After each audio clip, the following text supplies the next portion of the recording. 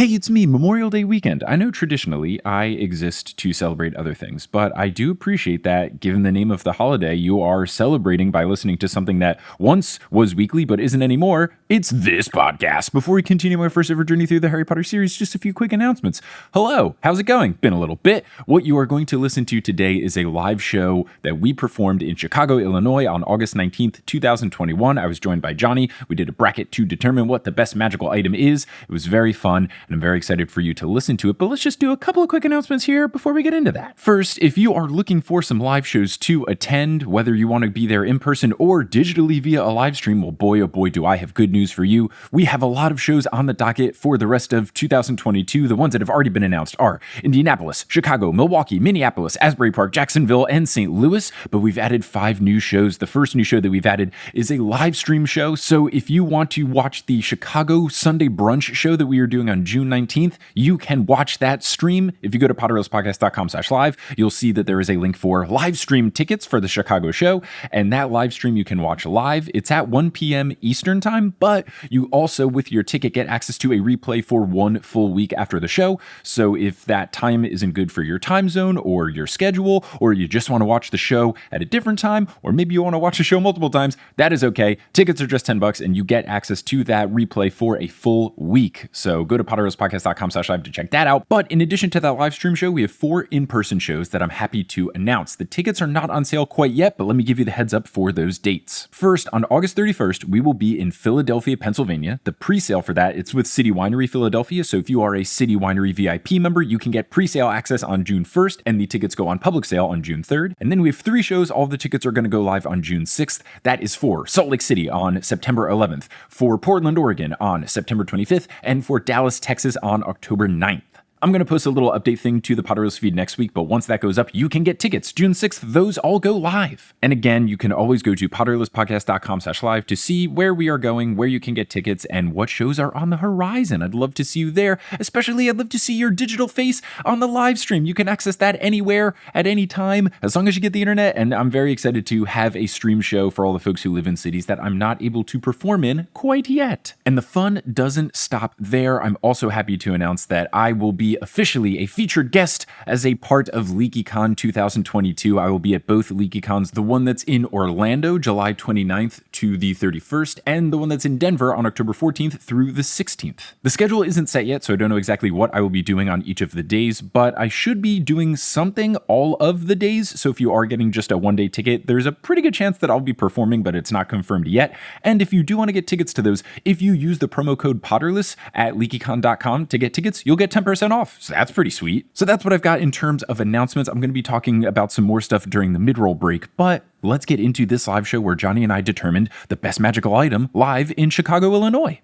We hope you enjoy the show. Now please welcome to the stage, Mike Schubert.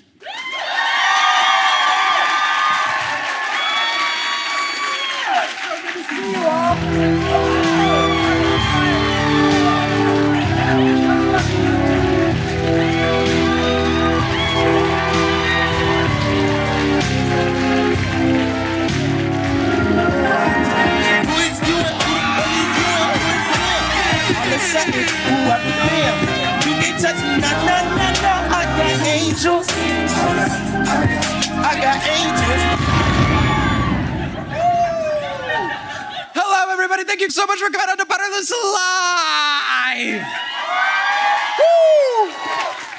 Woo! Okay. Got my workout for the day in, so that's cool. Oh, man.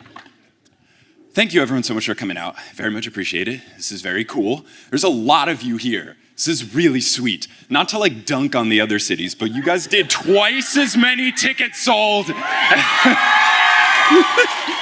as all the other Midwest ones. They all beefed with each other, so we don't have to get into that. But I appreciate you all coming out, and you all coming out in numbers. So there's lots of important things to discuss, especially when it comes to Harry Potter. So we're gonna have an important discussion today. But for it to be a discussion and not just a long monologue, I can't just do it alone. That's not how it works. So I'm going to bring to the stage the best man in my wedding, Johnny Frohlichstein. Johnny, come on, what's good?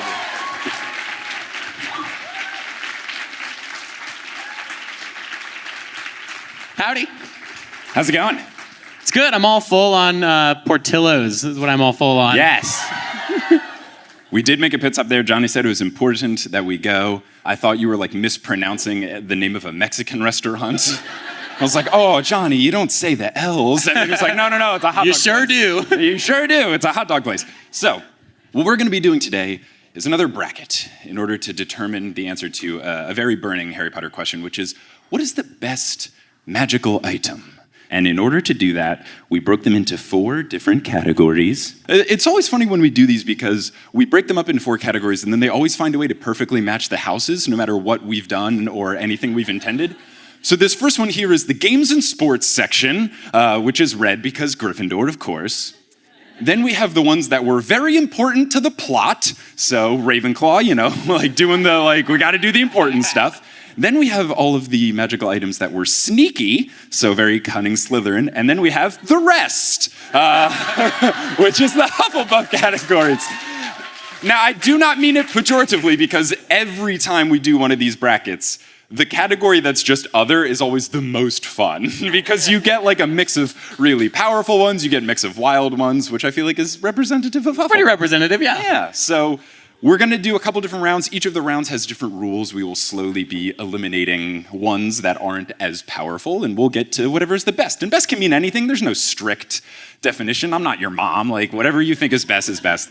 But what we're going to do is for the first round, Johnny and I are just going to have a little discussion, cap it at like a minute for each. All of the other rounds have crowd participation. So we will be leaning on you for applausometers to make decisions. For this first round, though, since there are a lot and we have to discuss, I would say let Johnny and I do the input here, and we will turn to you all in the future rounds, because otherwise, if you're all talking and we're trying to be like, what do you say? Like, you don't have microphones, so it's very hard for me to hear what you're saying. And then also, we'll be here for 12 years, which we would love, but I do not think City Winery would appreciate. So, shall we get into the first of the matchups? Let's do it. The first matchup is between the 1-seeded Firebolt and 8-seeded Exploding Snap, which is a card game that explodes. I think we know what's going to win here. Sure, but I also but we can think, still give Exploding Snap its love, because I think it is underrated. Yeah, I think a card game that explodes, I don't think it explodes when anything particular in the card game happens. I think it's just like at any given time, there's like a 1 in 100 chance of it going boom, which is amazing. It would be fun if Exploding Snap was just like a deck of cards and then it would explode on like important moments and stuff. Like if you're playing Egyptian Rat Screw and it was like, oh no, the part where you have to slam it because it's doubles, like it explodes. Or you're playing poker and you go all in and then the card blows up. Like if it knew the dramatic moments to snap on, that could be the fun. World Series of Poker on ESPN would have a different flavor if it was like that. But I mean, the Firebolt it's the best broom, right? There's no superior broom. No, and I know how you feel. I mean, I share how you feel about Brooms are still cool. Quidditch. Like, broom is separate Broom's from Quidditch. not Quidditch. Firebolt, best broom. Broom's cool. I think this is a slam dunk case here. Yeah, I think the Firebolt wins. So the Firebolt will advance. But now we get into one that is going to be a little tighter. Wizard's Chess versus the Weasley Tent. Most mornings, I wake up and I get my cup of coffee and I sit down on my couch and I open up chess.com and play a little game of chess. It's not Wizard's Chess. I don't get to audibly tell the pieces where to go, although I feel like that could have been invented by now, like with relative ease. It Probably is has, somewhere. yeah. So my heart lies with Wizard's Chess, and I happen to know yours probably does too, but we should maybe give the Weasley tent its due. I mean, the Weasley tent is very cool in that you can make a tent and then it is quite large on the inside, which is great without taking up a lot of room. As someone that lives in New York City, and I guess Chicago could be this too, like I almost want to have a Weasley tent inside of my apartment, so then it can be a whole heck of a lot bigger without taking up a lot of room. So Well, I feel like, I mean, we know that the Weasleys don't have a ton of money, but they have this tent, and if there was ever a lack of space in the borough, I feel like that would be a fix for that, right? To just set it up in there. I feel like they didn't deploy it properly in the whole series. I don't know. Right, or like, I don't know if it's the tent itself is magical or if they put a spell on the tent, but like you feel like they could do that to their house, right? Oh, totally. But I guess you don't get the same like kooky aesthetics of having the borough that's all, hodgepodge put together.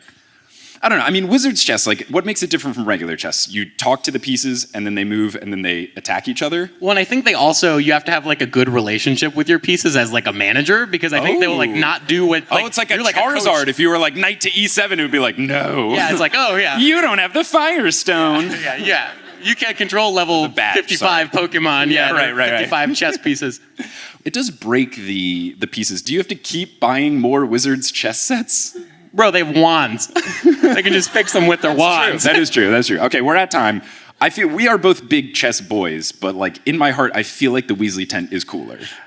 As much as that pains me, I think you're right. Yeah. I think you're right. Because the thing is, like, there is a replacement for Wizard chess. Like, Wizards still could just play regular chess, and it would still be very fun. But if you are in a regular tent, that is a huge step down from the Weasley tent. No, that's a good way of putting it. Also, if Wizards chess moved on, that would be the rest of the show. So we would just talk about chess, so we can't do that. Yeah, and everyone loves those parts of the podcast where we talk about chess for 30 minutes. So the next matchup is between the Quidditch balls, so the bludger, the snitch, and the quaffle, or the animated Victor Crumb action figure from the World Cup. Now, we all know that I hate Quidditch a lot, and I think Victor Crumb is mad underrated. A little Victor Crumb action figure that moves around is so cool. And doesn't he like make faces at you too? He just like looks up at you and he's like, man. Like, that sounds amazing. I would have that on my nightstand for sure. I think it would be very great. I mean, you could like plug the sink and fill it up, and you would go swimming like he did, like swimming in the Hogwarts lake. Like, it feels like a very fun thing. And the Quidditch balls, I mean, like, one of them is, ruins the game because it's worth all the points and none of the other balls matter. And it's also based on how the game they would originally try to catch like an endangered bird.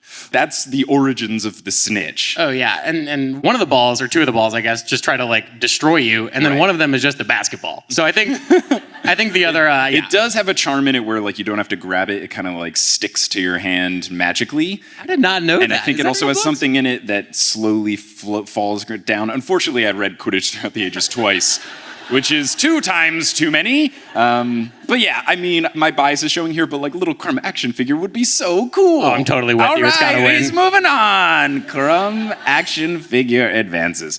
Okay, so this next one is between the 2-seeded Omni-Oculars and the 7-seeded Gobstones. Now, you might be wondering, Gobstones, aren't they just wizard marbles? Yes. But when you lose a point, it spews out, what quote from the book, a putrid smelling liquid. Which, like, why does anyone play Gobstones? Like, hey, Jimmy, do you want to play a game? Oh, the one where I might smell like ass if I don't play well? Like, it does not sound like a good opportunity. And it's also when anytime anyone loses a point, so like everyone's walking away smelly. Well, I feel like the move is to get insanely good at Gobstones and then hustle people and be like, I'm not very good, I can't play. Like, why don't we play a game? And then you can make somebody else smell really bad. But then you still would have to smell them, wouldn't you? Like, isn't it always going to be a smelly experience no matter how the game of Gobstones goes? Gobstones, like a smelly experience. Like, if we're playing, we'd be about this far away, and if you smelled right now, I would be able to tell, and that would not be great. Do I? You don't, because you showered before we came here. You showered at undisclosed location hotel. But then I played Gobstones, so Yeah, we were playing Gobstones in the green room, which is why we both smell horrible. The Omni-Oculars, though, are super cool. It zooms in, it does slow-mo replay, like it's whatever you want it to be, which I think is cool. As someone that has gone to sporting events but not coughed up enough money to be very close, the prospect of, sitting way super far away but then having the Omni-Oculars and giving you the close-up experience without paying $7 jillion would be super cool. Well, and being able to slow it down in real time, too. Like, imagine you're, in the nosebleed seats at the White Sox game. White Sox town, right? We don't like the Cubs. And is that the part of town we're in? All right. I'm a Cardinals fan. Who here doesn't care about baseball? Okay. Anyways, you're in the top row, and you can like slow it down and see all the action in real time. It would be so cool. I think Omni-Oculars gotta win. Gotta win. I think the other thing that's nice is like if one of the more annoying things in a sporting game is like when they are at commercial break and you're just sitting there and nothing is happening, or like at best it's a t-shirt cannon or something. All during the break you could be like, oh, what was that really cool thing that the New York Knicks did? And then you could like rewind, Julius Randle just absolutely yamming on somebody. You probably see it on Twitter too, but then... Yeah, but then you have to like use your phone. No, Omni-Oculars, super cool. I think they advance. Great. All right, so that finishes the Games and Sports bracket. So now we can move along to the plot important ones. So this first matchup is between the number 1-seeded Horcruxes, just all of them as a collection, and the 8-seeded Prophecy Orb from Book 5. Prophecy Orb is not that cool. Prophecy, super important. Right. Prophecy Orb, not that important. No. It's kind of like It's kind of like the worst flash drive ever, right?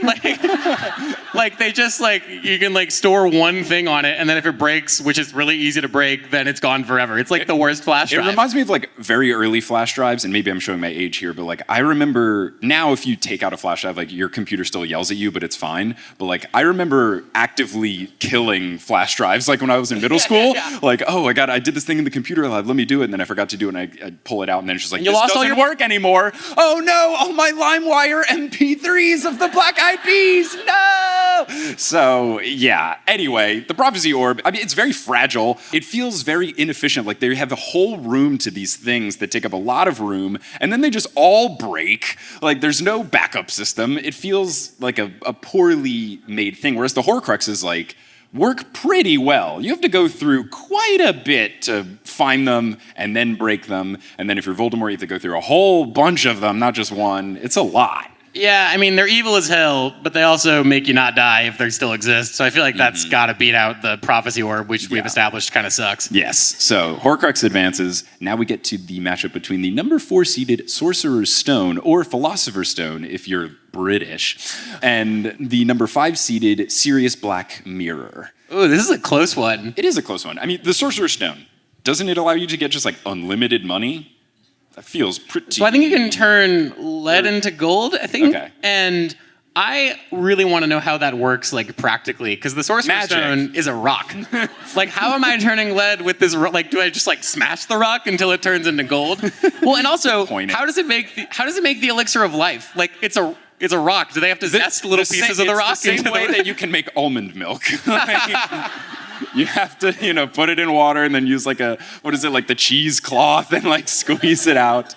I had roommates when I lived in Oakland. I lived with two very hippie people from Brussels, and they made their own cashew milk, which was terrifying and disgusting. And they also made their own kombucha. It was a lot. Did they make their own elixir of life? No, but they did yell at me one time because I thought they were out of town, and me and some friends came back drunk from a bar and talked very loudly at 2:30 in the morning, and then they opened the door and they were like, "Go to bed!" Sorry. On the other hand, now that I'm thinking about it, Sirius Mirror sort of is rendered irrelevant by the existence of a cell phone. Right, but wizards hate technology. When we're talking about magical, I don't know that there's a magical replacement for it because they do refuse to pretend it's, at least in their case, the 1990s. They could just have walkie-talkies, but they refuse to. So we need the Sirius Black Mirror where you can see what someone's doing. Yeah, and I think that my affection for the mirror is because it was between Harry and Sirius, and then it's how Aberforth found Harry. So I think from a plot perspective, it's really important. Right. As an item, I don't know that it beats the Sorcerer's Stone. I don't think it can match Elixir of Life and lead to gold. It's pretty strong. I would go with Sorcerer's Stone. So now we have the 3-seeded Sword of Gryffindor versus the 6-seeded Golden Egg from the Triwizard Tournament. I kind of like the Golden Egg. Do you despise your own eardrums? Well, not underwater. And the thing is, I forgot you only listen to music underwater, so you love the Golden Egg. Yeah, well, or, is it a voice memo, where if I were to record it, I could hear it above water, but if a mermaid listened to it underwater, it would be like a screech, but, I can just, put my grocery list in the Golden Egg and then bring it to the grocery store and know what I'm going to get. I feel or you open it and then in the middle of, what's the local grocery store here? Do you have Kroger's in Chicago? No? Jewel. Jewel? Okay, cool. You go into a Jewel and then it's just ah! That would be a pretty bad... A pretty normal trip to the Jewel. But Sword of Gryffindor, though, it's a sword. Already got a lot going for you, but it's also magical teleport sword, but also magical teleport sword that understands the severity of a situation. It's this guy really needs a sword. Let's go here. Yeah, sword that understands the severity of the situation, you're probably right, beats the Wailing Golden Egg. I also whether it's the Sword of Gryffindor or the people who decide to use it, I like that it has the theatrics of what if I came out of a hat? It's just a fun, clearly I appreciate making an entrance, so I feel the Sword of Gryffindor being what if I don't need a sheath, what if I was inside of a floppy hat? It's a fun vibe. Yeah, I think you're right.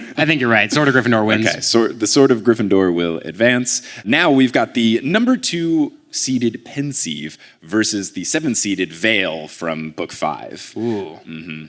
As they murmured, I was when we were putting this, I was like, I feel like people aren't going to like the Veil because it did murder Sirius for no good reason, like no justification at all. Well, yeah, and the veil is like, what is it? Is it like the line between life and death, like made physical? I feel like it's a metaphor gone wrong. Like, it's supposed to show us that like life is but a fleeting moment, but don't kill Sirius. Yeah. At least not now. It's only book 5. Like, give it a couple more. You can make that point with a minor character. Yeah, kill someone else, not Sirius. Kill Percy. On the other hand. But yeah, I mean, the Veil, powerful, but the Pensieve, powerful and cool and useful. Like, it does have a lot going for you. Well, and I, forget everything, whether it's my keys or my wallet or, what happened. You did lose my vaccination card from undisclosed location hotel, walk over from there to here. We did find it, so we're good. But in what is a not very long walk from the hotel we're at, you did misplace it. But then I found it. You did find it, which is nice. Which was really important. Very important. The Pensieve, though, I appreciate that like you can keep a memory because if something really cool happens, you want to remember everything. Like, that's awesome. But then also the added benefit is that you get to see it from third person, which is really cool. So like if you did something cool on the ultimate frisbee pitch and you're like, I want to see that really cool catch I made, like then you could see it as opposed to just you remembering what it looked like. No, I think that's a good point. Yeah, I'm sold. Pensieve. Sweet. Okay, cool. So the Pensieve advances, and that gets rid of that is the last matchup of the plot heavy ones. So now we'll get into the sneaky section. So the number 1 seeded is the Marauders map, and the number 8 seeded is the creepy boat inside of Voldemort's cave, which I was very disappointed to learn was not the Flying Dutchman from SpongeBob, but instead was like a tiny little dinghy. So, I mean, this is no contest at all.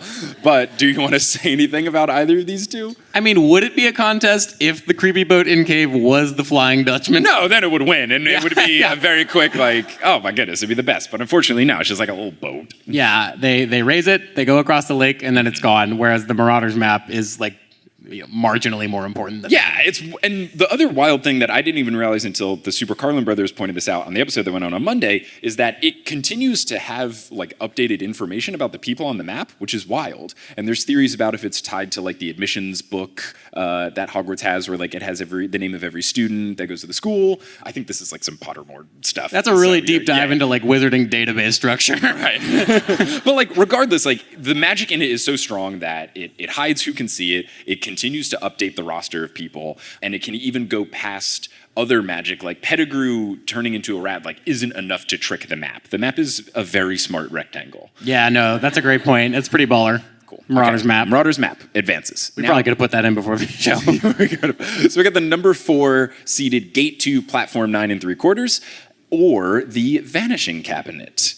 I think these are both strong, both teleportation-esque related. I think Platform 9 3/4 has an advantage in that it is in a very public place and tricks a whole heck of a lot of people, which I think is impressive. It's also a metaphor that went right, Like the other one was the metaphor that went wrong, but this is like, Harry sort of coming of age, like between Muggle world and Wizarding world. So I think Platform 9 3/4 has a pretty strong case here. The Vanishing Cabinet sort of is a little unnecessary, like except for getting to Hogwarts. Because if you can apparate, you don't need it, right? Right. It's a very specific use case. But and the other annoying thing about it is that like you could say like, oh, you could put it in all other places that you're trying to break into, like a vault or something. But it is a cabinet. Like it's very big. You can't just be like, yeah, let me just carry this inside. Like it's enormous. Like have you ever moved? It's horrible. I've moved 6 times and that's 6 times too many. It's so bad. Well, it would be the worst if you had it in your house and you're like, oh, like I'm gonna store my things in this nice cabinet, and then you like open it and it's like, oh, where's my things? Yeah. Where's Mike's vaccination card? I don't know. Maybe that's what's happening at all these things that you lose. You keep putting them in vanishing cabinets. I wish I could say that. Yeah, I feel like Platform 9 3/4 has it. The other thing is, does it always work? Like, if I was a muggle and I was leaning against that wall, would I fall through? Or because I didn't believe? Like, would I not like? Does it have Santa Claus rules? You would definitely fall through. How many muggles has it happened to, and then they've had like the last 3 years of their memory wiped? I feel like that should be like if you are an Auror, that should be your first job. Is like, okay, we're putting you on other side of platform 9 3/4 duty. It's like Wizard and Traffic Cop. We got another one. Obliviate. Yeah. Okay. So platform 9 3/4 will advance. And now we've got the number 3 seeded Put Outer versus the 6 seeded Sneakoscope. So the Put Outer, like, as much flack as I want to give it for having a terrible name, it is a terrible name. My nickname in high school. What? My nickname in high school. Was it? No. No? Yeah. When it gets reintroduced in Book 7 and it just has a new name all of a sudden, like when it gets recast as the Deluminator, it does become like very important. And when you actually think about the magic, it's very cool in that if someone is mentioning you and talking about you, it will tell you that conversation either before your name is mentioned or after your name is mentioned. And then if it's storing light, you can use it to teleport, you can apparate wherever that conversation is. So you could use it to find out if people are talking shit about you behind your back and then teleport to them and smack them in the head. And then disappear. And then Did that just happen? Yeah. Be pretty great. Whereas like the Sneakoscope, it just like lets you know when someone's being suspicious, which like I feel like if you have good intuition, you don't need a magical ball to be like, yeah, that guy's being sus. Like Yeah, I feel like you should be able to use your brain. Well, yeah, everyone in the Harry Potter series known for having good intuition. Oh God. No, I think I'm with you. I think the what is it? The Illuminator? No, I think that goes on. No, the put outer advances. So now we've got the 2-seeded Invisibility Cloak versus the 7-seeded Hand of Glory. This is an important point to say that for all of these items, we said no to wands because they can just do everything. So the Elder Wand got axed, and then also the Resurrection Stone. We felt like it was a mix of like too strong and like too much of a bummer that we didn't want to really talk about it. So not on the list. But 2-seed Invisibility Cloak, 7-seed Hand of Glory. I mean, the Hand of Glory is pretty sick. It does have an incredible name. It is a mildly sexual name. I do think the name is cooler than what it does, because it's really just like a personal candle. A personal candle or a Hand of Glory. Yeah. Like it feels like a very excessive thing for its use case of like, only I can see the light. No, but I think that this is a pretty easy one because I think that, the Hand of Glory, it shows up once or twice and it gives light to the holder, whereas Invisibility Cloak, that's like a mainstay and it's so important and would be awesome to have in your real life. The other thing with this matchup is that like you can use the Invisibility Cloak in any situation where you would use the Hand of Glory. Like the Hand of Glory is just a more in the way, like more specific use case version of it. And then also it's like a giant withered hand. You'd have to like carry that around as opposed to like, I could pack this in my backpack. Cloak. Like I feel like that works better than like. You got a giant withered hand in your backpack? I don't. I got a giant withered hand in my backpack. All right, so the Invisibility Cloak will advance, and now we can move over to Hufflepuff. Yeah, all the other stuff. Okay, so we've got the number 1 seeded Hagrid's Motorbike and the number 8 seeded Bazor, or Bazor, depending on if you're a audiobook narrator or Snape. I love a Bazor. I love it. Why? Drink a lot of laced mead? Because a Bazor does one thing. It's an antidote for when you drink laced mead. But to get a Bazor, I think, what do they take them from like a stomach of a goat? Something. Which is and like such a high bar to do, like to get something that does such a specific thing. Right. I love that. I'm all in on the Bazor here. Counterpoint though, flying motorcycle. Very cool. And it also has like a NOS button on it. I think you're playing Need for Speed. I wasn't sold until you went with the NOS button, and now I get it. Fine. Motorbike will advance, but Bazor, you did your best. I'm a Bazor loser about it. Oh, very good, very good. Okay, now we have the number 4 seeded Hermione's bag, so the bag of holding, versus the number 5 seeded port key. I think this is a really heated one because my suitcase is always max capacity. Whether I am doing a 2-week trip or a 2-day trip, I put in a bunch of stuff, and then backpacks are no stranger to that, to the point where I had to buy a backpack, one of those ones that's like exactly the size of what goes underneath an airplane seat, but like has no stretch to it, so that the backpack is like, no, Mike, you can't. Stop it. You don't need that 5th pair of shoes. So I appreciate a bag where you can just put a bunch of stuff. I do worry with the bag, do you lose things? I was going to say, it would really stress me out. I feel like all of my things would be in there, and it would be so stressful anytime I needed to, like, get my credit card out. Portkey, though, you are able to teleport, which is cool, but, like, it is less convenient apparition. Like, is there anything that a portkey brings to a table that apparition doesn't, except for, like, the timeliness, like when you use it in the Seven Potters case? I don't know what it's bringing to the table that apparition doesn't. Like, can you go farther with a portkey? Well, like, what's the point? I think what a portkey can do is you can surprise people by making something into a portkey and having them not know about it. Like, is it just vibes so that I could be like, like, is it just to trick people, just to look cool? Is it purely aesthetics? Yeah, I mean, I don't know. I feel like if you had a meeting at work with somebody that you didn't like, you could just make their chair into a portkey and be like, oh, sorry, forgot that was the portkey. No, but I think Hermione's bag has got the edge here. That's just so useful, and a portkey is only apparently to troll people. Yeah, okay. All right, so Hermione's bag will advance.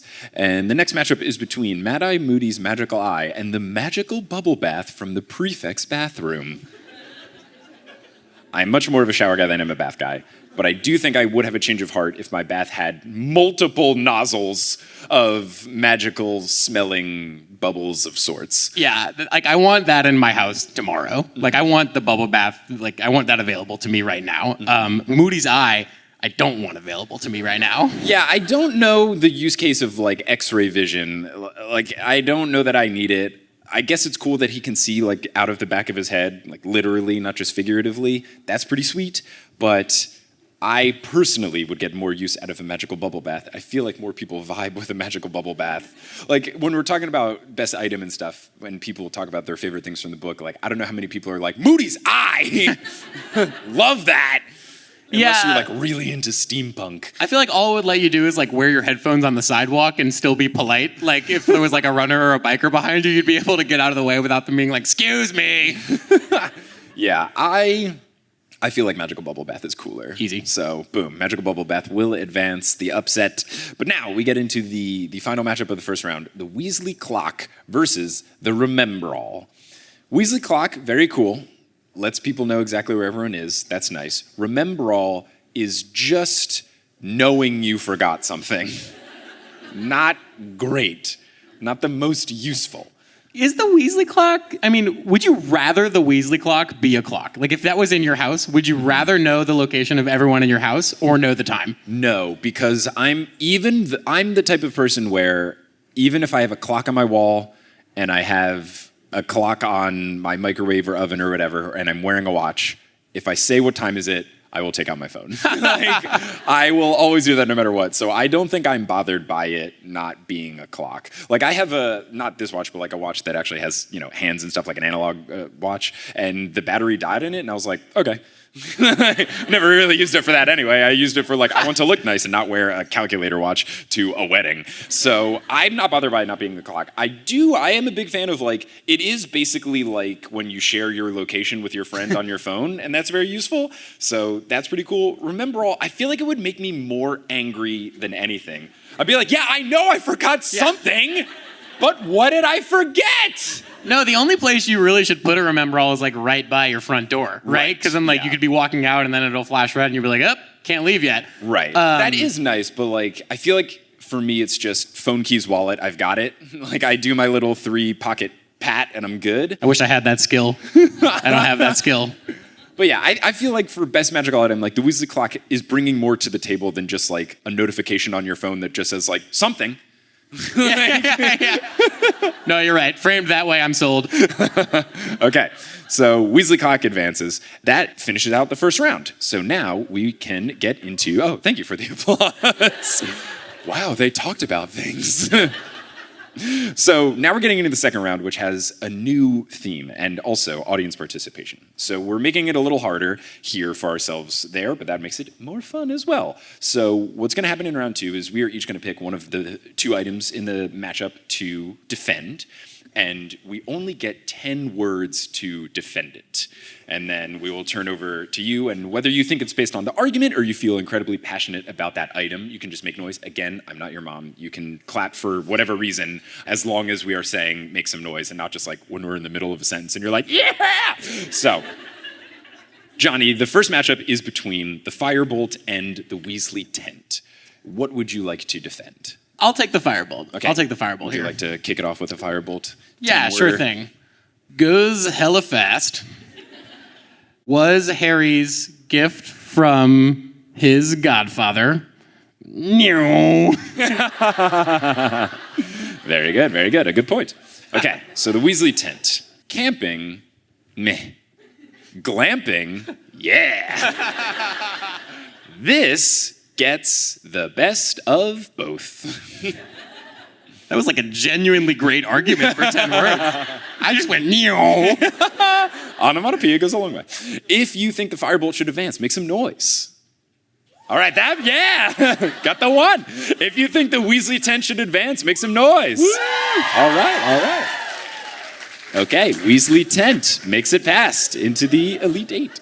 Okay, so now we have the Crumb action figure versus the Omni-Oculars. Take your pick. Man, I really like both of these a whole lot. I'll go with Crumb action figure. Okay. Aw, tiny Crumb. Look, he's doing it all. So fun.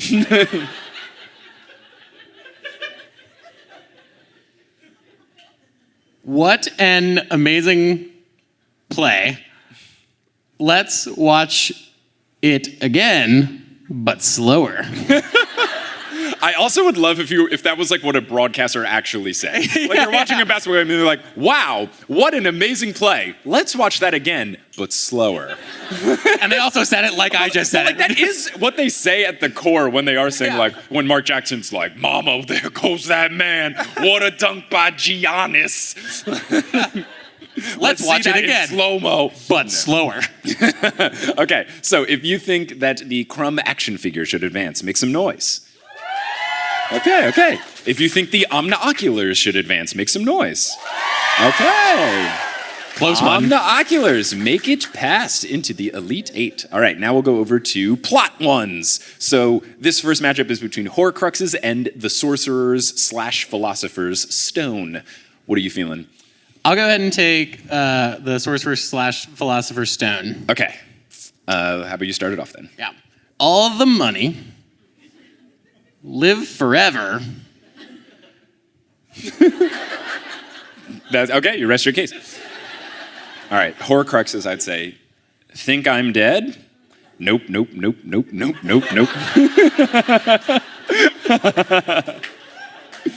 Okay, if you think that the Sorcerer/Philosopher's Stone should advance, make some noise.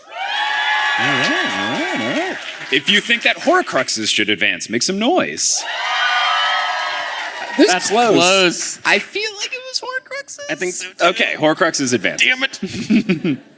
Okay, so now we've got the Sword of Gryffindor versus the Pensive. What are you feeling?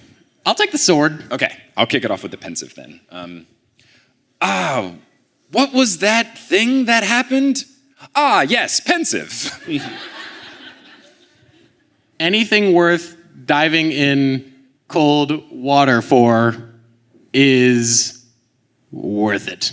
Ooh, okay. If you think the Pensive should advance, make some noise. Okay. If you think the Sword of Gryffindor should advance, make some noise. I think sword. I think sword. I think it was sword. Okay, we'll do it again and then in reverse to see if it was just a first-second thing. Sword of Gryffindor, make some noise. Pensive, make some noise. Pensive. Okay. Pensive advances. It's a really good thing Golden Egg didn't make it to this round because all 10 words would have been... Okay, now for Sneaky. Oh, I like that the Google Sheet auto right adjusted 9.75 because it's a number. Lol. Okay, so this is between the Marauders map and the gateway to platform 9 3/4. I'll take the gateway. Okay. Aw, shit. My train's not here. Oh, wait. Gotta teleport. Okay, the Marauders map.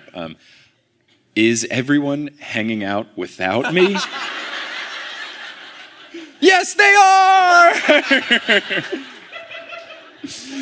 If you think the gateway to platform 9 3/4 should advance, make some noise.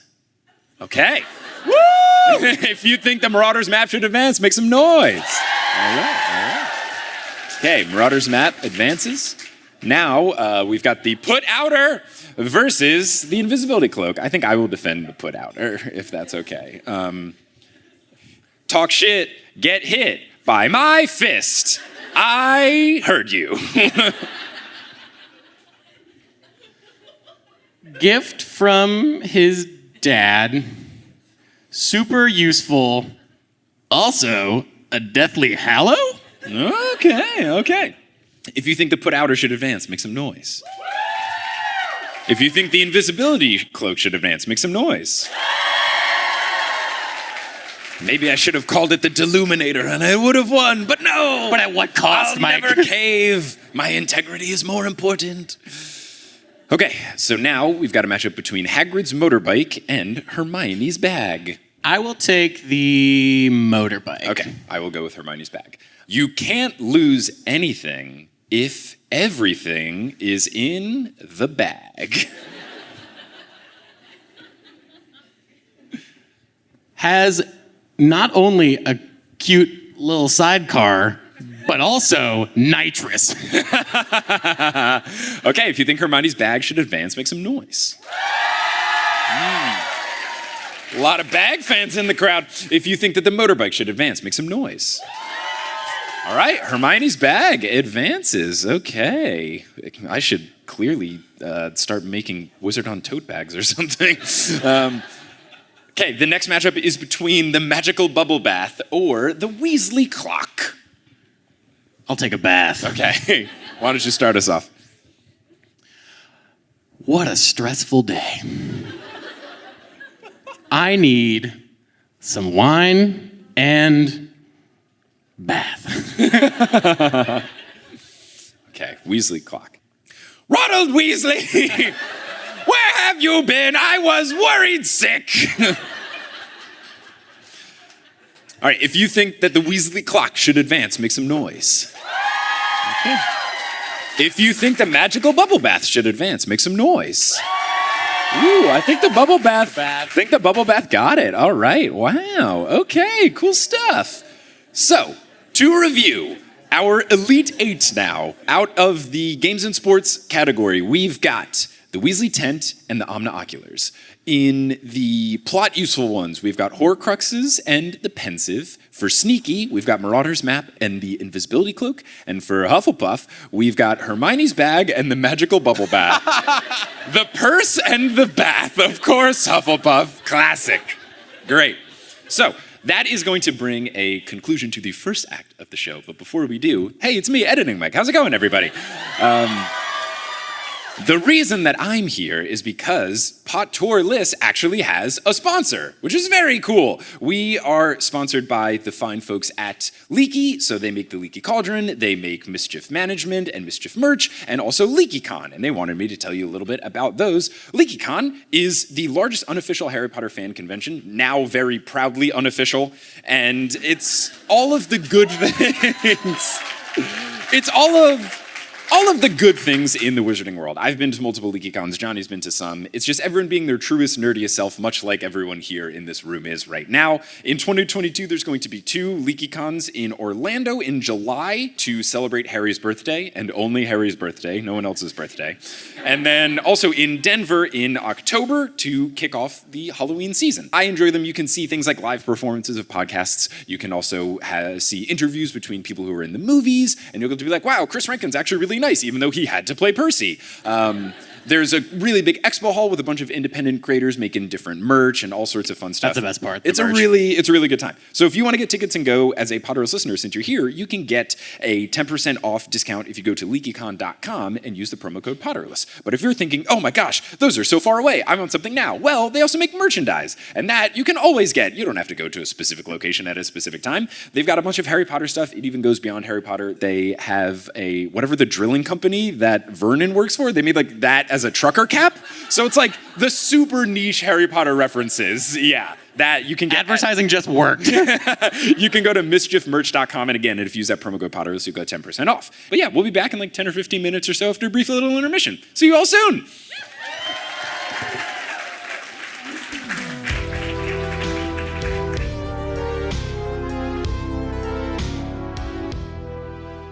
Hey everybody, how's it going? It's your old pal Editing Mike. It has been far too long. Now, I know that the physical Potterless merch store doesn't exist anymore, but we have two fantastic ways for you to get digital Potterless merch, both on the merch store and through Patreon. First off, if you go to potterlesspodcast.com/merch, you can get access to all of our digital merch. We've got bundles that have ringtones and wallpapers. We also have streams that you can download, past live stream events that we did. Those are available for download. And if you go to patreon.com/Potterless, you can get access to all the old stuff we posted on Patreon during the 5-year run of Potterless for just $4 a month. You get access to all the bonus episodes, the monthly live streams, the director's commentaries, my notes, literally everything that we posted during the Potterless run, you can get access to at patreon.com/Potterless. Just select the tier that says, oh, I just want the Potterless stuff. It is rebranded to fit the newest Olympian, but it's the same account, so you can get access to all that Potterless stuff there. And on a different note, if you are missing Potterless, you're thinking, oh man, I wish that Mike was still posting weekly episodes about him talking about children's books. Well, guess what? I am doing that. It's a Percy Jackson podcast called The Newest Olympian. It is very similar in structure to Potterless, but it's about the Percy Jackson books. If you want to get ready before the Disney Plus show comes out, it's the perfect primer to that.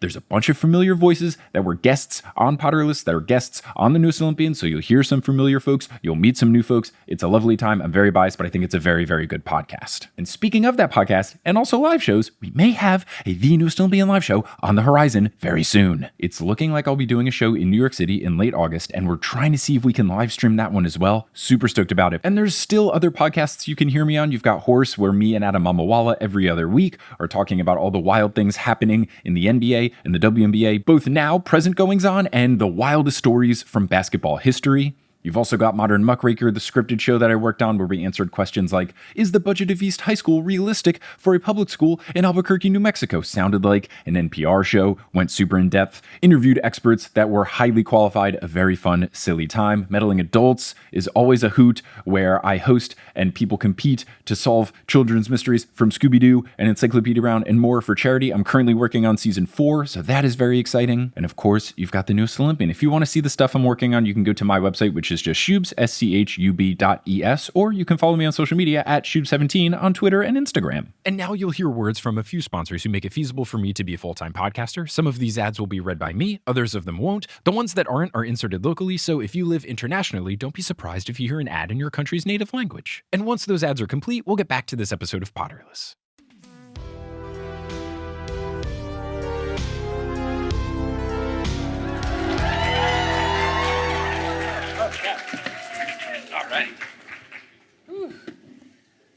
It's been so long, I missed you all so much. We're all set, we're ready to rock. And to continue along, trying to figure out what is the best item. This next round, round 3, the Elite 8.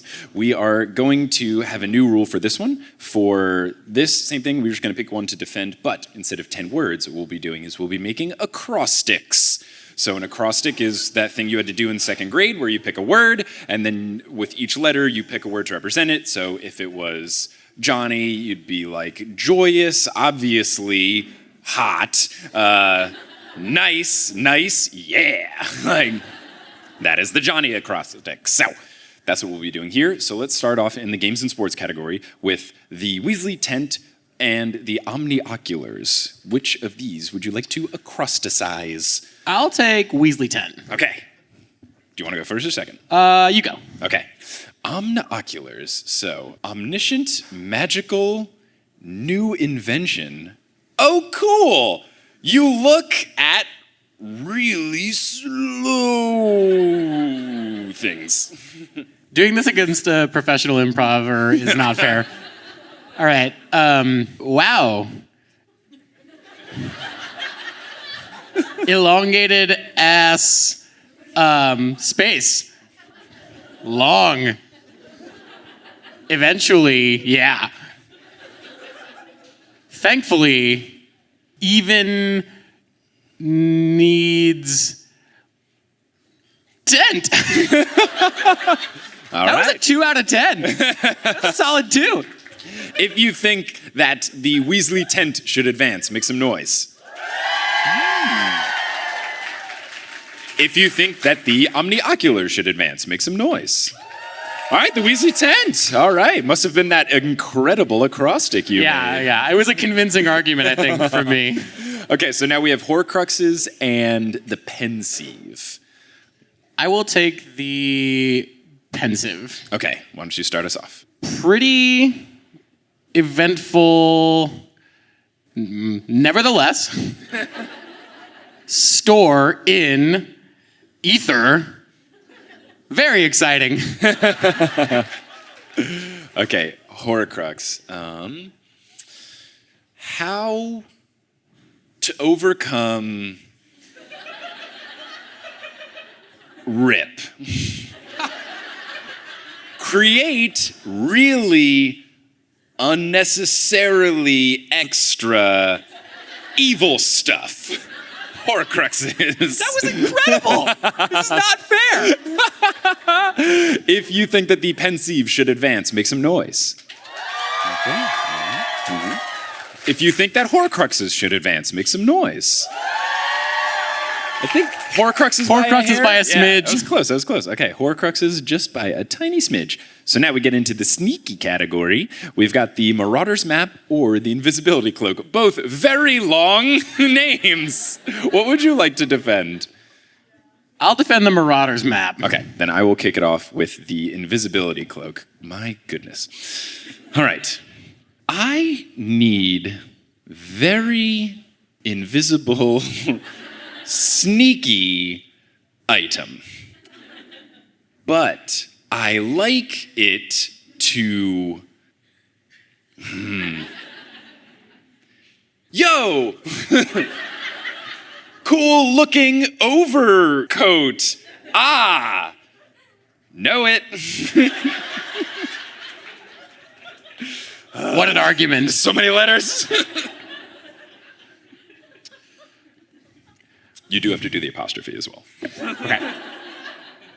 Many assholes raging and unfortunately delightful, even though I'm reading by myself.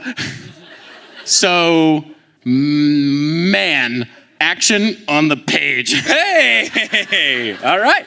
Brought it around. Okay, if you think that the invisibility cloak should advance, make some noise. If you think that the Marauder's Map should advance, make some noise. Okay, the Marauder's Map has advanced. I'm starting to think they're not deciding based on the merits of our arguments. Okay, so now in the Hufflepuff battle, we have Hermione's bag or magical bubble bath. Why did we do acrostics for this? To spare you, I will take magical bubble bath. So why don't you start with Hermione's bag? Hell yeah. Extended. Reach. Many items. Only need 11. So bring a gargantuan bag. Okay. Mauve, aromatic, garden-infused, carefree, amazing lathers. Bodacious, underwater, bubbling bubbles. Lay extended beyond a therapeutic hue.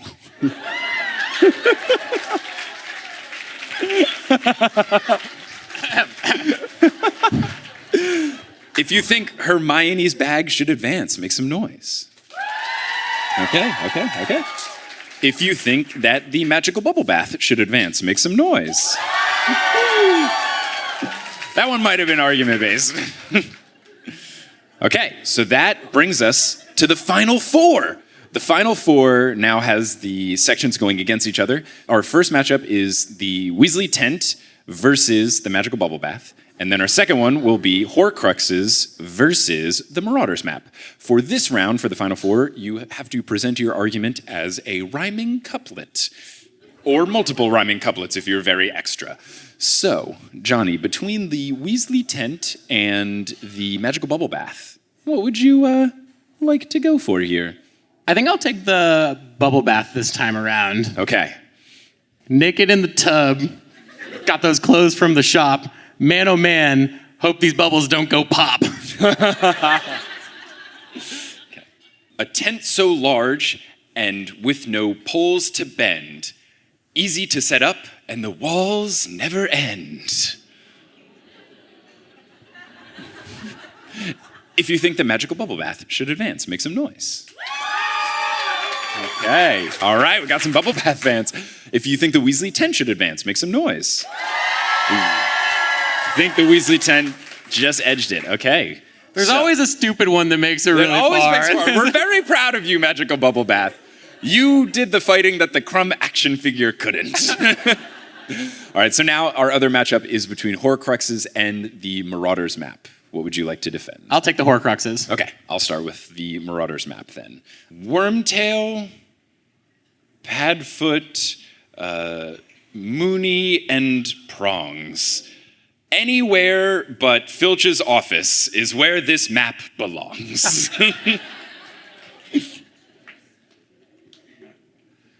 Eternal life, wouldn't that be so fun? All you gotta do is fucking kill someone! Oh my God. My goodness, oh my gosh. I don't know what came over me. If you think that the Marauders map should advance, make some noise. Okay. If you think Horcruxes should advance, make some noise. Wow, I think it did it. All right. Huge upset. Huge upset. Okay.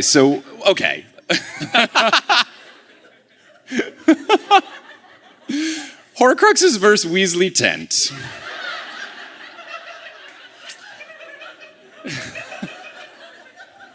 How did this happen? I mean, what we normally do for this next round is we would each give a TED Talk arguing about why that selection is the best thing. I'm happy to argue for Horcruxes. You can take Weasley 10. You take Weasley 10. That's happier, and you have a happy vibe, and I have a meh vibe. Okay.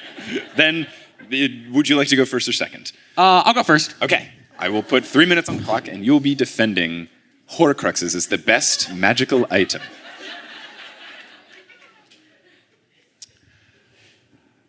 Welcome to my TED Talk. This TED Talk is not about Horcruxes.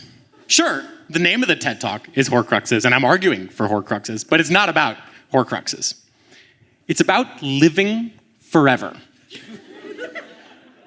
Imagine you never had to wave goodbye to this earthly plane, this mortal plane, and instead, anytime you were gonna die, for any reason, whether it be getting Avada Kedavra, getting hit by a bus, old age, it wouldn't happen. Which, how does that work if you were supposed to die of old age and then got a Horcrux and you just didn't die of old age? I don't know. Anyways. I don't know, maybe it's like Final Destination rules where you die in a very inconvenient manner later. And sure, you gotta do a little work to make them. You gotta do a little something on the side to make them. But the payoff for doing that thing, which, we don't have to talk about what that is today. We're not here to talk about what you have to do to make a Horcrux, which I think, was that ever, yeah, they didn't ever come out with that. But regardless, you could accomplish so much. You could do so much good in the world if you were able to live forever. And yeah, it might be fun to go camping and, have a big tent for once, even though, tents are not supposed to be, you're supposed to be uncomfortable in a tent. But to live forever, that's what we've always been after. You got to do a little thing on the side. We don't mind that. Living forever, that's my pitch. Horcruxes. Very good, very good. Whew. All right. Thank you for coming to my TED Talk. I will be arguing on behalf of why the Weasley tent is the best magical item. And when we all read the books, like we all did as kids, you think of the different magical items, you think of the magical world of like, wow, that's where I want to be. I want to go to the magical school. I want to do the magical things. You think of the Weasley tent, that's so fantastic. But rather than talk about our own personal experiences, let's paint a scene here. Let's say you're getting ready for a big camping trip. You've woken up at 5 a.m. because you have to drive very far out. You drive all the way there, you load up your backpack, which weighs a ton because you've got all your stuff. You're going on a backpacking trip. It's just absolutely loaded. You hike up whatever mountain you are hiking up. If there was one in Illinois, I would reference it here. You're hiking up Mount Illinois, and you get all the way to the top. It's been excruciating. You've seen some sights, but you've gone up incline and you've pounded down some Cliff Bars and you're drinking Gatorade out of the little Camelback nozzle, and you finally get to this amazing clearing and you are ready. The sun is set. It's getting late at night. You need to call it a night. And now what do you have to do? You have to build a fucking tent? Are you kidding me? I got my ass up at 6 a.m. I drove all the way to Mount Illinois. Then I had to get out of the car with my heavy-ass backpack. I walked all the way up a damn mountain. I get to a clearing, and then what do I have to do? Work? I've already been working since 6 a.m. No, what do you want to do? You want to get the Weasley tent because you just take it, and then you just throw it out there, and then you go magic, and then it builds, and then you walk inside, and it's like a 12-bedroom apartment inside. It's perfect. I don't understand how this isn't the most magical item. It's the clear winner because the worst part of camping is making the tent. So to have something that not only makes setup easy, but then also living inside of it just so much fun. And you could just put this in your backyard and have a great time. You don't have to go all the way to Mount Illinois to use the tent. It's wonderful, it's perfect, and maybe you'll walk inside and be greeted by Fred and George, who, what's your favorite line for the movie? Feet off the table. Feet off the table. Maybe you'll get greeted by some sassy twins. So that is my argument for the Weasley tent being the best magical item. Thank you for coming to my TED Talk. Okay. Big moments. Big moment. If you think that Horcruxes are the best magical item, make some noise. All right. Okay. If you feel like the Weasley tent is the best magical item, make some noise. All right. It would appear as if the Weasley tent has won, which honestly, not surprised. It's a pretty strong candidate. If Horcruxes had won, I would have been really worried about this. But I gotta say, props to you for making the most of a very tough argument, and we did it. We've decided the best magical item. Woo! So, now we've got some time until we get kicked out of this very lovely venue to do some Q&A. There's a whole bunch of questions in here, so let's check it out. The first comes from longtime listener of the show, Kelly Beckman Schubert. She says, "Hi, Miko. You're doing so well. Keep up the good work. Question, who is your favorite Lord of the Rings character? The answer cannot be..." Damn it, Kelly! She says the answer cannot be Tony Hawk Legolas, because I have not read the Lord of the Rings books. I never will. There's not going to be Lotterless. I'm sorry. Those books are so fucking long. But I have seen all of the movies because Kelly would not have let me propose to her if I hadn't. And my favorite thing, and she gets upset, but not too upset, I think it's the funniest thing in, I believe it's the Two Towers, when they're fighting at Helm's Deep, and Legolas has his shield, and he's like, what am I gonna do? Ride it like a fucking skateboard down some stairs while Superman plays as he starts just knocking dudes out with the bow and arrow. It's ridiculous, and I lose my shit laughing every time I see it. It's so fun, but it's also very cool. So that would have been my pick, but Kelly said I can't. It's Aragorn, right? That's who Viggo Mortensen plays. Oh, did you know he broke his toe? So Aragorn's my favorite. I like him. I like that he perpetually has sweaty hair. He's always he's constant state of looking like he's been through some shit and he needs a shower.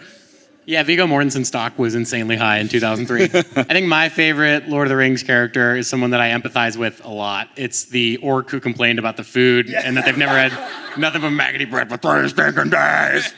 Looks like meat's back on the menu. Which, the fact that they had menus back then. Yeah, wow. Very impressive. Kelly also asked a follow-up question, which I will allow since she is my wife. She says that unfortunately, the BTS map of the Seoul tour was just officially canceled. Yes, I saw there were multiple emails about it, so I believe you sent me one of the emails.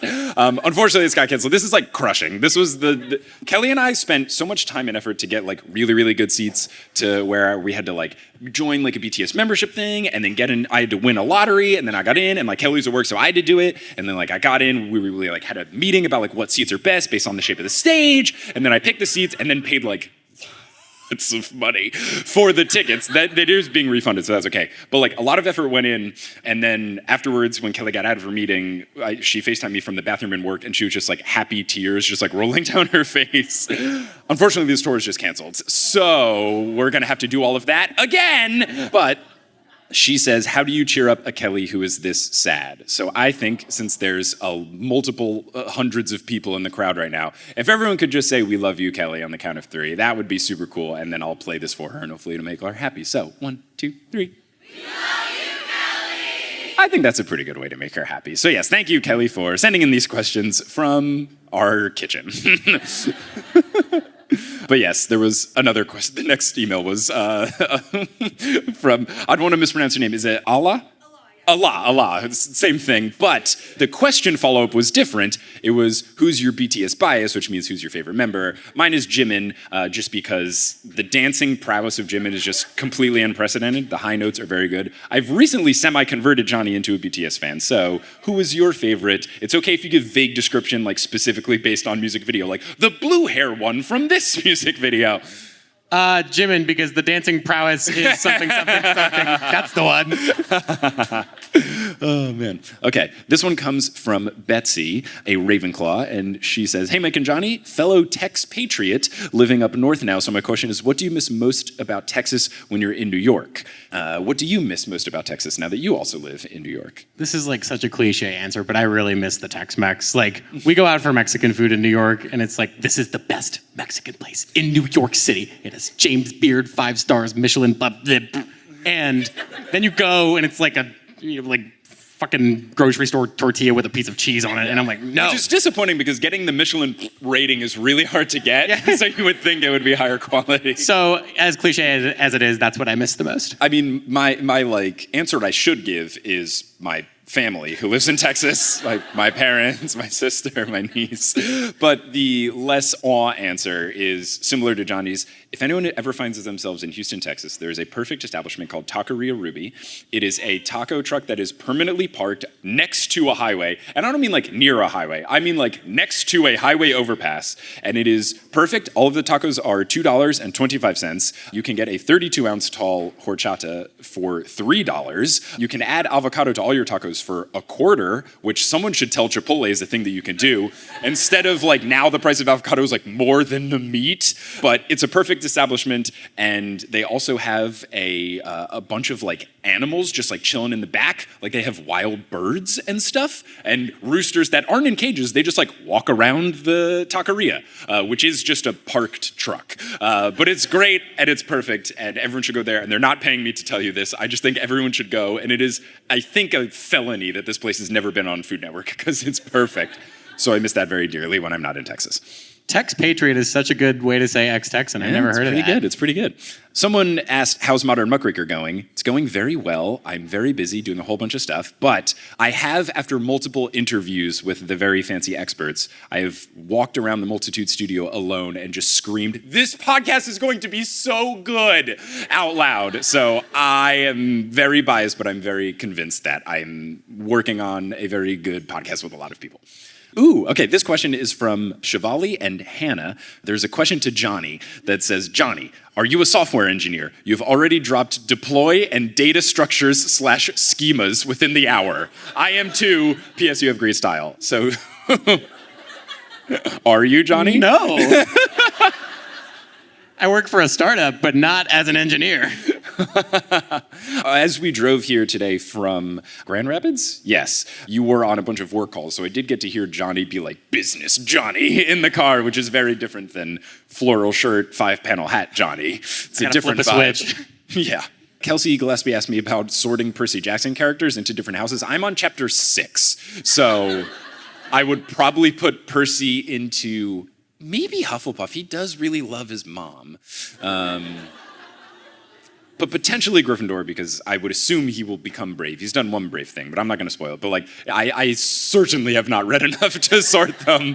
Have you met Dionysus yet, though? I have not. But, okay. But I feel like that would be Gryffindor. Hufflepuff if it goes by my knowledge of Dionysus, which is exclusively from Hercules and Hades, the video game. That's my Greek history.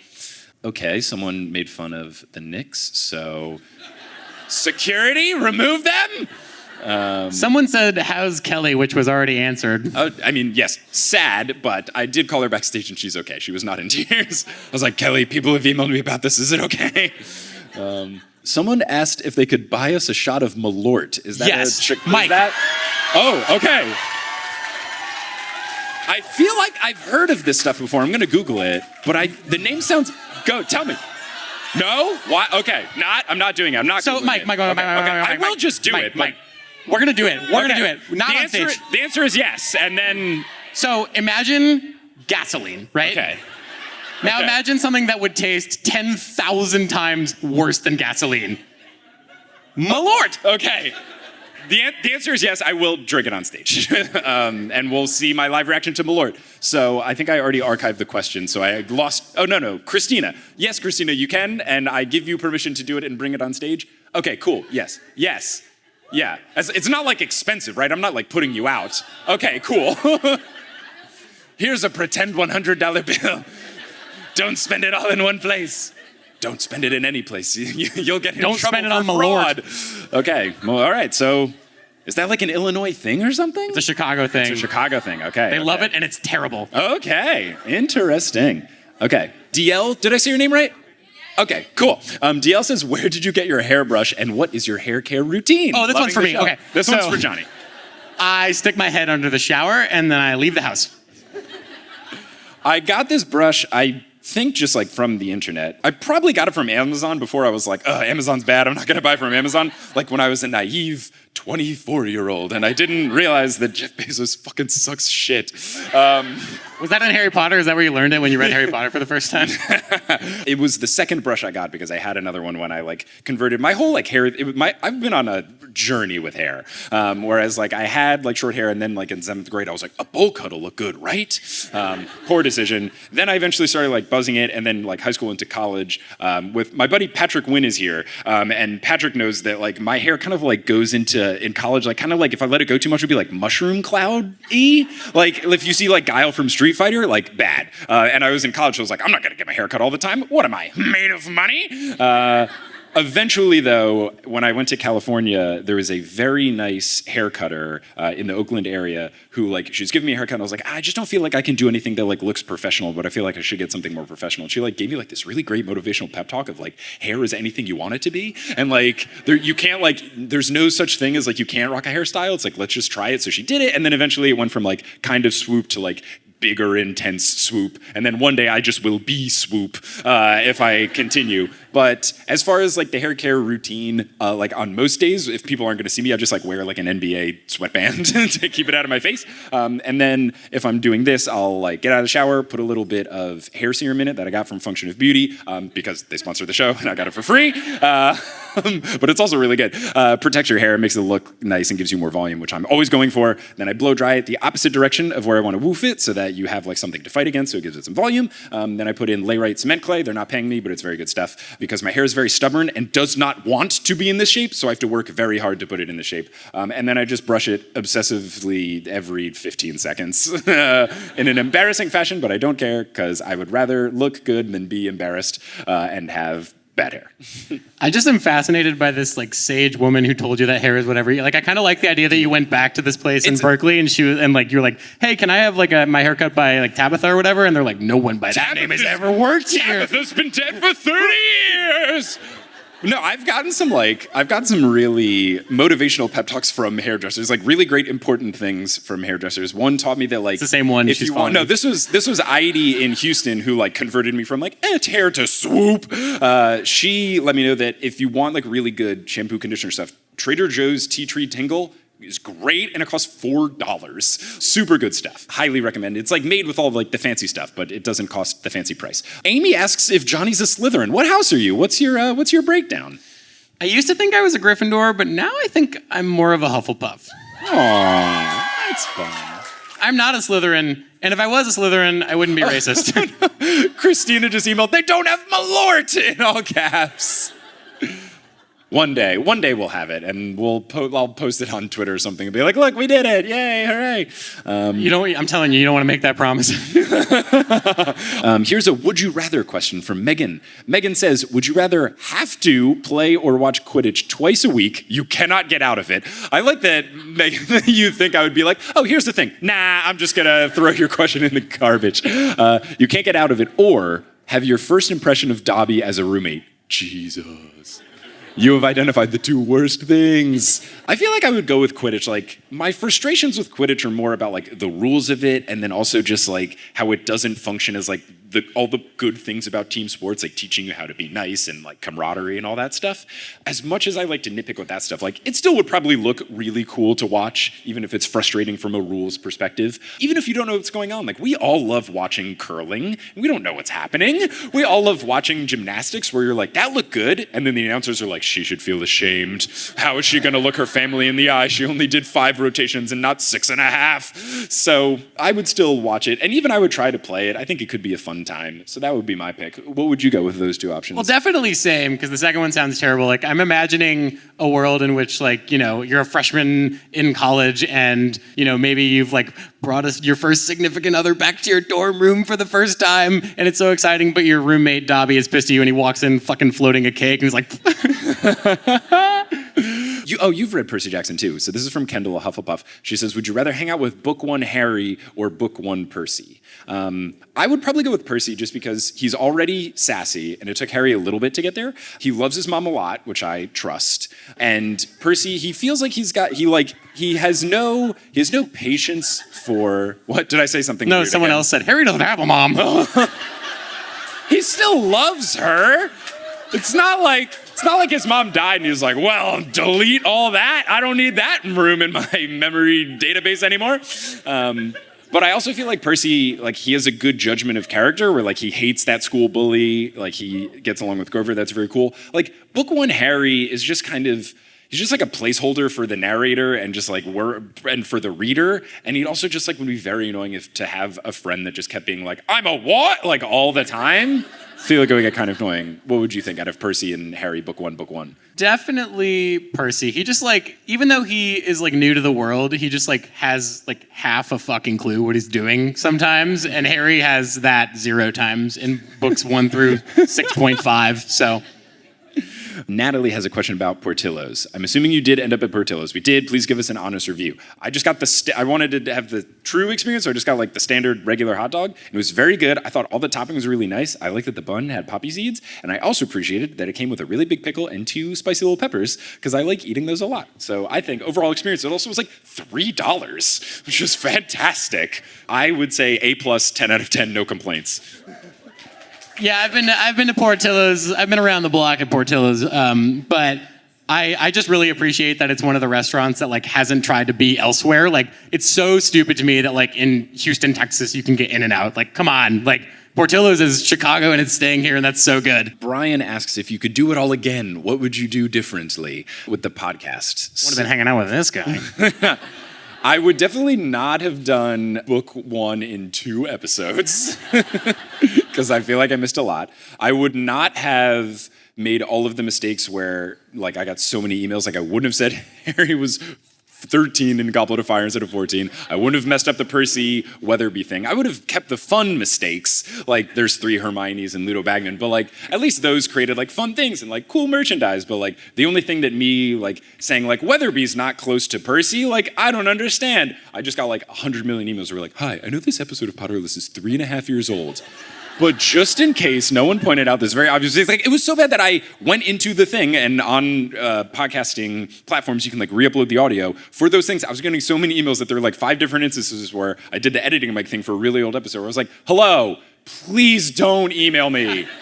This episode came out in 2016. Like everyone's told me. So there's that. I would also probably never give J.K. Rowling a compliment, just because like it doesn't look great when you listen to an old one. I'm like, she's so good because she's the worst now. So, but yeah, as far as like everything else doing differently, like I really wouldn't change a lot because I think part of the charm of the show is like seeing it change and grow, and even like me becoming like more open-minded and like not using ableist language and stuff. Like I think that's cool to see. I think to see me go from like curmudgeon to super fan is fun. I think to hear me like slowly get like better equipment and get better at editing and all that stuff is fun to like see it as a process. Like maybe some of the big editing things that I did wrong, like I think in episode 4 before I added Echo to Amanda McLaughlin's thing, which like my entire life now is just trying to delete Echo in any instance of it. But I think I just use a GarageBand preset where I was like, yeah, female vocal, sure, but that's like female singing vocal. So I like added reverb. So like maybe some of those, but all of it in the truest sense was like a journey. And like it wasn't just going through the series, but also like the growth of the show itself into the unprecedented way of it's my job now. Just flabbergasting. Yeah, I was going to say, if I could change anything in my whole life, I would have not read Harry Potter as a child and then done a podcast about it.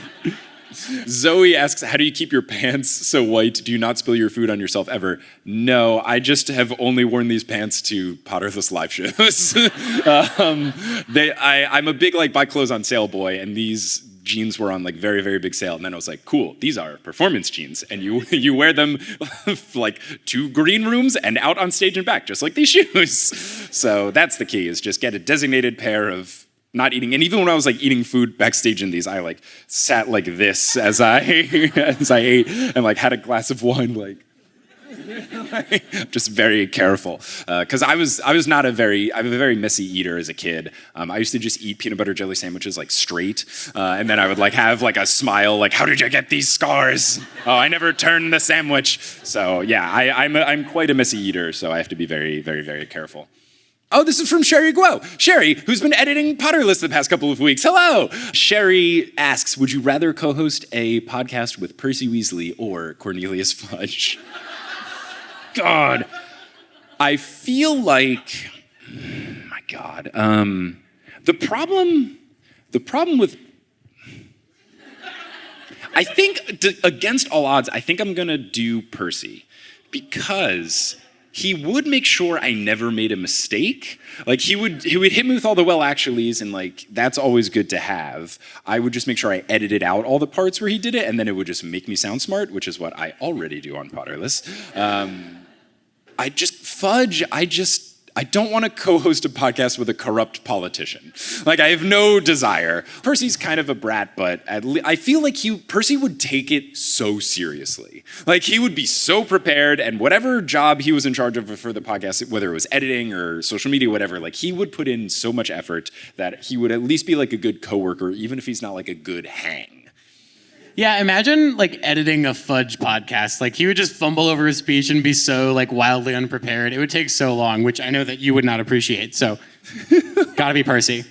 Okay, so this is from Amy, a Gryffindor. It says, who's the worst Defense Against the Dark Arts professor, Lockhart or Umbridge? That was only 2, and I think there were 7. Well, it says worse of the 2, not worse total. Okay. But I mean, I feel like those are the bottom 2, so... Carrows, maybe? Oh, God.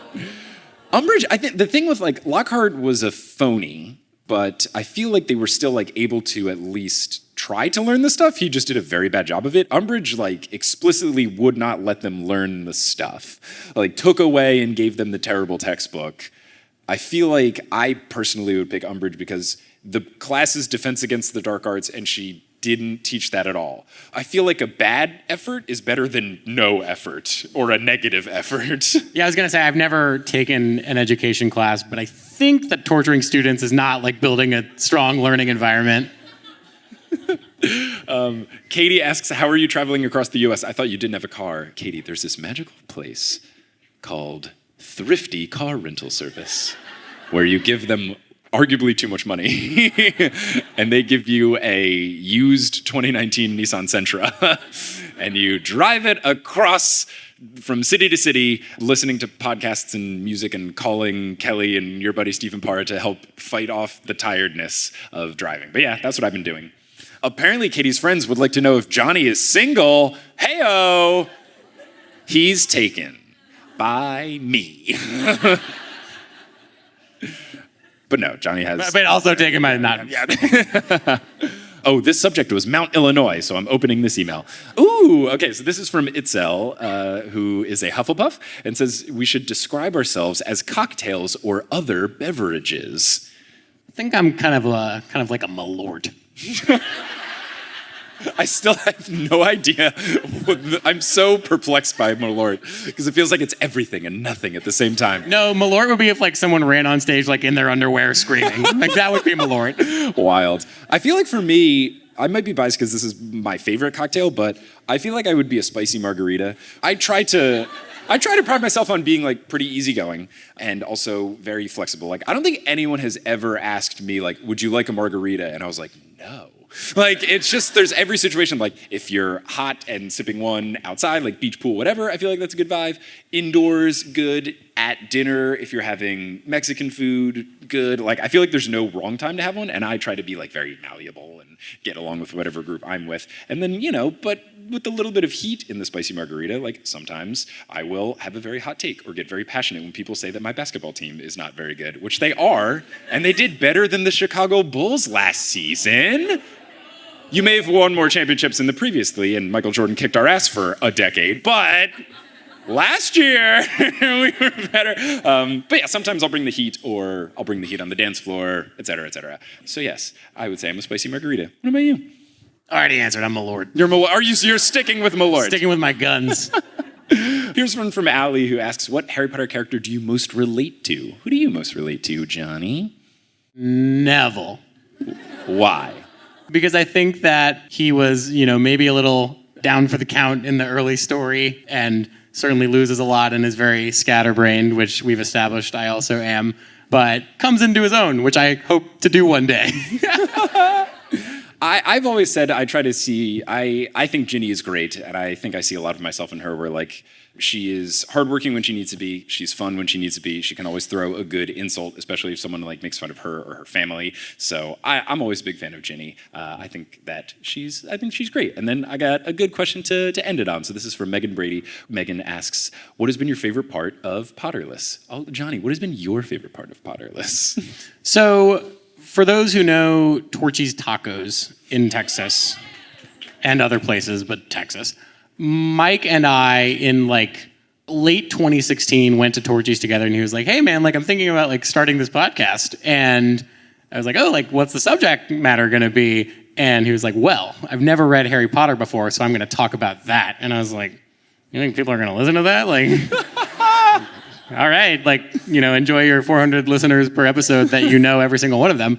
But then I like listened to the podcast, and after 3 episodes, I'm like, holy shit, this is actually very, very good. I hope it finds an audience. And my favorite part of Potterless has been seeing the podcast grow, seeing you grow as a podcaster, and the podcast, grow in quality. I think that it's just been really fun as a friend to be able to watch it bloom into what it's become, and now for all of this to be happening, it's really wonderful to see. Thanks, man. This makes me feel like when you gave the speech at my wedding.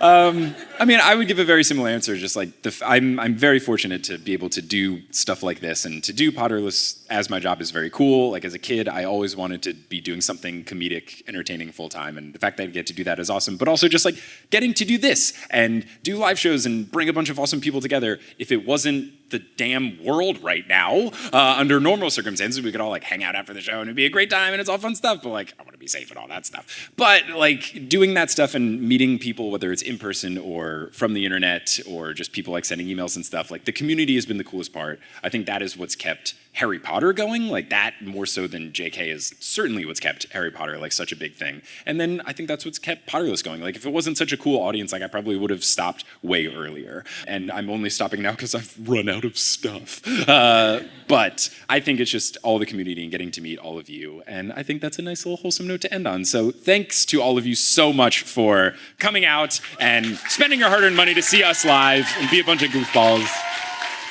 I really, really appreciate it. I want to thank City Winery for having us and the entire staff here. Everyone has been so great about, merch and sound and checking on us backstage. Like, it's been a very good experience here. I also want to thank Leaky Mischief Management for sponsoring the tour. And again, I just want to thank all of you so much for coming out. This is great and literally couldn't happen without all of you. Thank you for kicking the absolute crap out of all the other cities that I've been to this week. So that's pretty sweet. I get to end this run of saying you guys whoa, and not lie about it. So that's fun. But no, thank you. You've been a great crowd. This has been a really fun time. Again, thank you all so much for coming up. I really appreciate it. And to close it out, as they say in the wizarding world of Potter, before they do a shot of MALORT and eat Portillo's hot dogs, thanks so much for coming out. Hey, thank you so much for listening to this episode of Potterless. I really appreciate that you listened to this. If you are still subscribed to the feed, I very much appreciate that you are sticking around because we still post stuff every now and then, updates and live show episodes. If you're not subscribed, stay subscribed because every now and then I post some stuff and you don't want to miss it, especially if I'm doing a live show in a city near you. Reminder, I am doing a live show in a city near you if you have access to the internet. On June 19th, we are doing that live stream show. We are live streaming the Chicago show. If you go to potterlesspodcast.com/live, you can get tickets to that. You can also see, if you live in the United States, where we're coming in the future, and we've got a whole bunch of new shows coming out with tickets live on June 6th, so 1 week from today if you're listening to this the day it comes out. But yes, that all lives at potterlesspodcast.com/live. And if you want to stay up to date to any future Potterless things, whether it be live shows or future conventions or whatever, you can follow Potterless on social media, still posting stuff there from time to time. It's at Potterless Podcast on Instagram, it's at Potterless Pod on Twitter, and it's also at facebook.com/Potterless. But thank you again for listening to this episode. I hope to see you at a live show either digitally or in person in the future. I'm going to try to get my butt over to countries that are not the United States, but it's a little tricky currently. I would love to try to make that happen. Do not fret. I really want to make that happen. But thank you so much for listening. And as they say in the wizarding world of Harry Potter, wizard on! What we're going to be doing today is another bracket in order to determine the answer to a very burning Harry Potter question, which is, what is the best magical item? The best magical item, and I also think did I leave the adapter backstage? I might have. I thought I left it on here, but maybe I didn't. Uh-oh.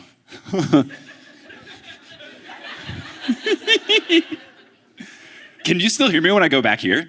Oh, cool.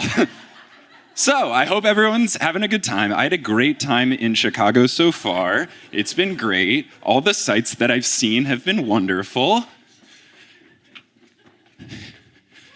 Okay. I'll edit all that out. You guys get to see the extra cool stuff.